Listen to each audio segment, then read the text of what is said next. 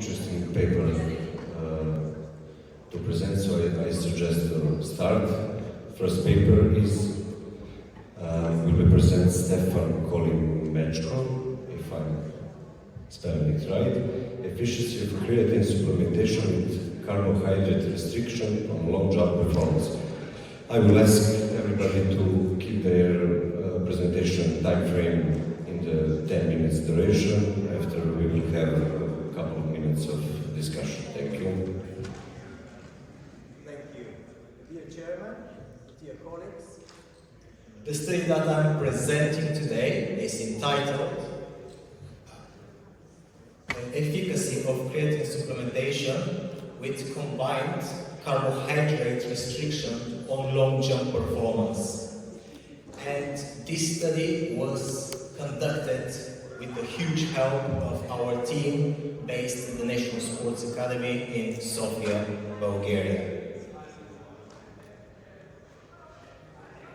Now, creatine is naturally formed in the human body, and it was identified about 200 years ago by a French chemist. And it is currently one of the most researched supplements.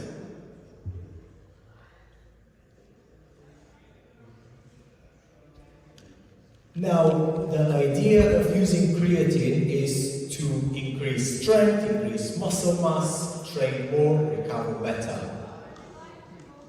So when we are training, we need energy to train. And that energy comes from this molecule, ATP, adenosine triphosphate. It has three phosphates. And when it generates energy, it takes out one of the phosphates, and we end up with ATP, which is the adenosine diphosphate. And the idea of using creatine or supplementing with creatine is that when we use creatine, we can regenerate ATP to ATP again. And more specifically, when we supplement creatine, creatine goes into the muscle and it bonds with a phosphate. And it creates creatine phosphate.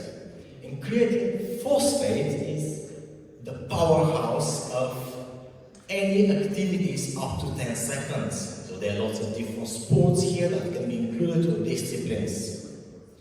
And the creatine phosphate gives one phosphate and it generates ATP to ATP. So therefore, we can train more and more. Now, for example, jumping events in athletics, they're lasting up to 10 seconds. Another example is gymnastics vault, it's up to 10 seconds. So all of these activities and disciplines require strength, speed, yes, but also a relative body weight. This is extremely important. In fact, if you add more weight, that can negatively affect the performance here. And the main energy source of this discipline is creatine phosphate.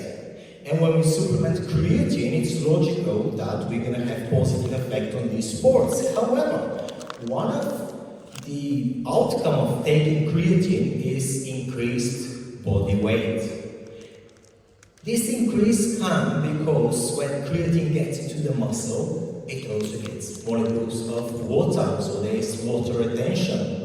And partially it comes because of glycogen. So when we're taking creatine, we can store more glycogen in the muscle, and therefore we can have a larger water retention into the muscle, and we have increased body weight. And this increased body weight might get negative consequences for some sports. So therefore we hypothesized that if we decrease glycogen in the muscles by restricting carbohydrates, then we can still have the positive effect of increased strength by using creatine, but without this increase in body weight. So therefore, the aim of our study was to conduct an experiment and to check the efficacy of creatine supplementation combined with carbohydrate intake restriction on jump performance. And our participant was a Bulgarian national long jump champion. She she was 29-year-old when the study was conducted. So this is a case study, and she had 2 decades of experience. Her best individual record up to this moment was 6.40 meters. So we conducted an experiment which can translate from the lab to the practice, very practical experiment. So we took, as the most important competition, we took this point and we required the gymnast to restrict her carbohydrate intake by 50% for 1 week just before the competition. And also she supplemented creatine monohydrate every day 4 times by 5 grams, so that's 20 grams per day for 7 days up until the main competition. In addition to that, we measured anthropometric parameters, we measured her height, her weight, we calculated her body fat and muscle mass.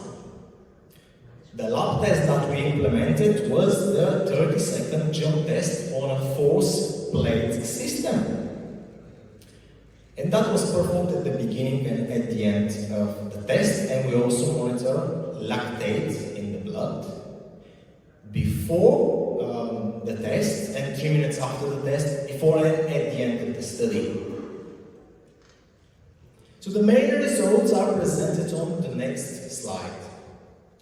And as you can see, we managed to keep the body weight without any change.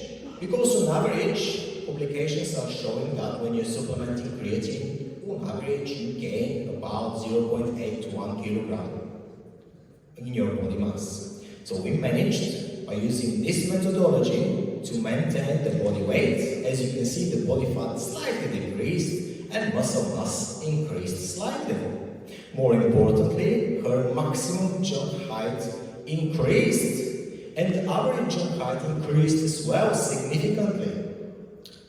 Additionally, the lactate or post-lactate after the second test decreased for about 20%, and that gives an indication for better aerobic fitness and increased creatine phosphate capacity. It also gives an indication that the athletes reduce their reliance on anaerobic glycolysis.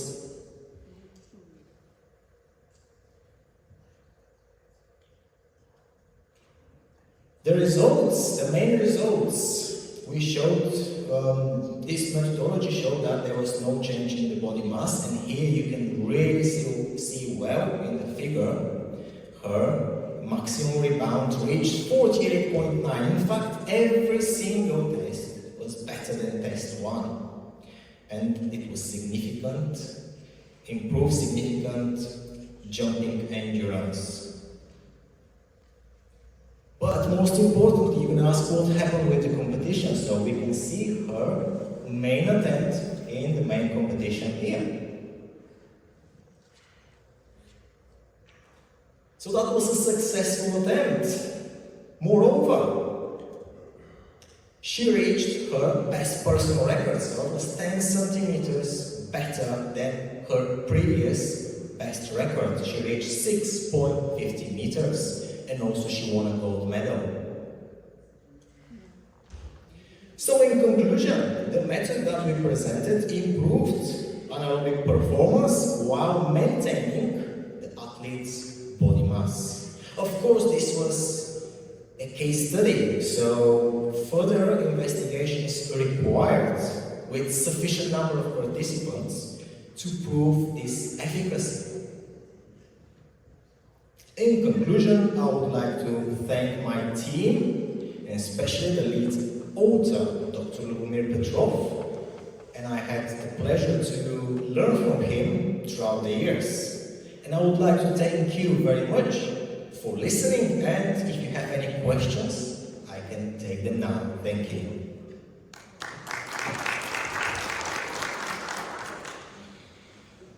Thank you, Dr. Kolimechkov, for great presentation, great study. Does anybody have any questions? So may I ask, maybe it is a stupid question, isn't it forbidden use such things, no? Thank you for your question. So this is a supplement and it has been used in professional sports for many, many years. So it's not forbidden in elite sport to use creatine. In fact, it's one of the most used supplements. That means that it is not forbidden. That means it is not forbidden, correct? Thank you. Thank you for the question.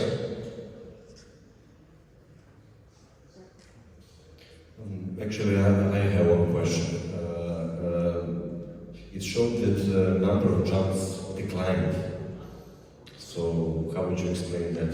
Does creatine influence negatively the endurance, which is certainly the lactate shows that endurance is also Useful. that creatine is useful for endurance, but it decreased the number of jumps. How do you explain it? That's an excellent question. That's a really good question. When I looked at the results, that was the first thing I questioned. So the explanation here could be, well, we have an increased height.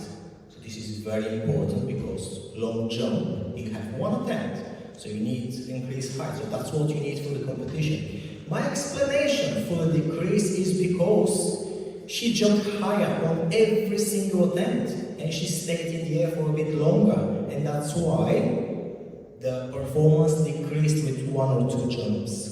Because of lactate only.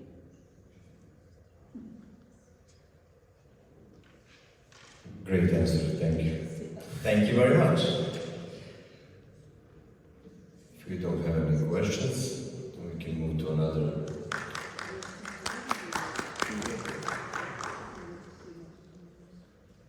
Thank you, Dr. Kolimechkov. We can move to second presentation. Better